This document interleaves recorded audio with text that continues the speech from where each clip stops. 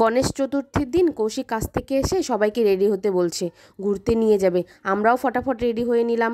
ঘুরতে যাওয়ার কথা শুনলে আমরা ছোট বড় সবাই এক পায়ে রাজি। ওই রাত 9টা সাড়ে 9টার দিকে বেরিয়েছি।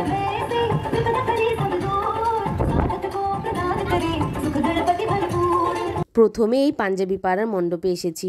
জানো তো 7-8 বছর থেকেই গণেশ পুজোতে ঘুরতে বেরোই। আগে না যেতাম না, আর আগে আমাদের এখানে এত বড় করে পুজোও হতো না।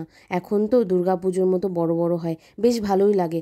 গণেশ পুজো শুরু হলে পরপর করে সব পুজো হয়, আর এই পুজো আসছে আসাটাই ভালো লাগে। দুর্গা পুজো শুরু হলে কি করে যে 4টে দিন পার হয়ে যায় বোঝাই যায় না। পাঞ্জাবি পাড়ার মণ্ডপে প্রসাদ খেয়ে চলে গেলাম বিধান মার্কেট অটো স্ট্যান্ডের মণ্ডপে।